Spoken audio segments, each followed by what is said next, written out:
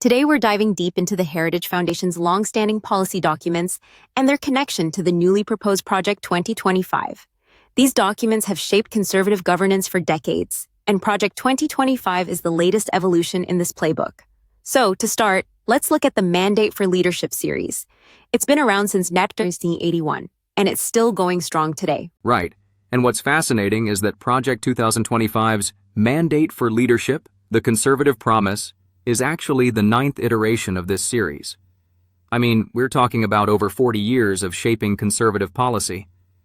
The early editions focused on things like tax cuts, military expansion, and regulatory rollback, essentially laying the groundwork for Reagan's administration. But as we move through the years, we see this document becoming more specific and more aggressive. Exactly. Each new version builds on the last one. The 1981 edition had 3,000 recommendations for Reagan's administration, which were ambitious to say the least.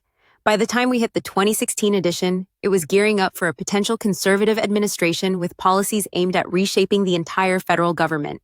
It's pretty clear that over time, the Heritage Foundation has developed a consistent framework for what they believe conservative governance should look like. And then comes Project 2025. This document is not just a policy proposal, it's an action plan, complete with a personnel database of over 20,000 vetted conservatives. It's like they've taken all the lessons from the past iterations and created a full-on roadmap for the future. What's interesting, though, is how much more direct it is in terms of authoritarian goals. That's a key point. Project 2025 isn't just about policy, it's about power, concentrating it in the executive branch. There's a heavy focus on dismantling federal agencies, cutting regulations, and privatizing government services. But it's also about controlling the culture wars, specifically targeting the LGBTQ+ community, DEI programs, and even things like voting rights and public education. Yeah, it's not just about the what, it's about the how.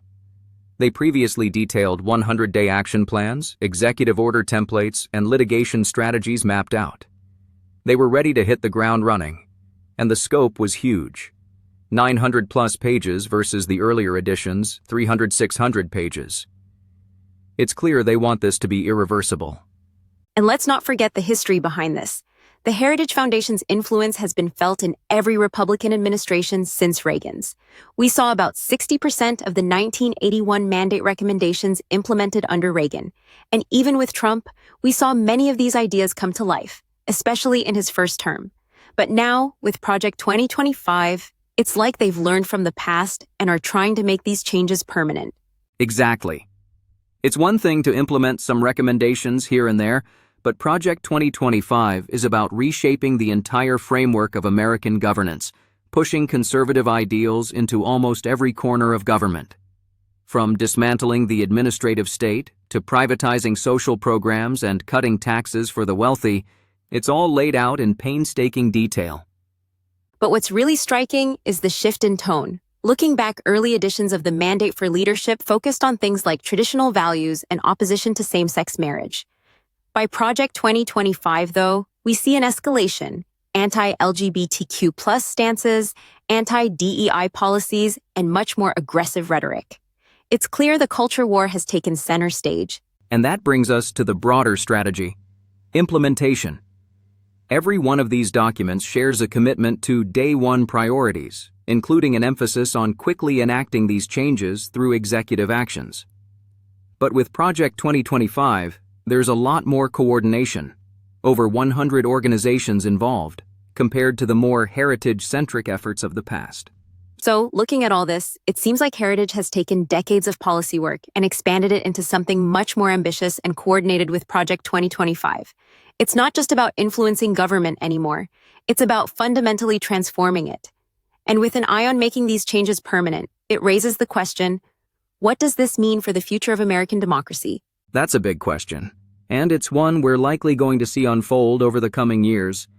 The scale of Project 2025 is unlike anything we've seen before, and its potential implications are massive.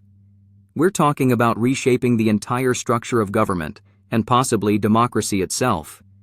It's a bold vision, but whether it can be fully realized remains to be seen. Definitely. We'll be watching closely as this project unfolds, and it's one that will likely spark intense debate for years to come.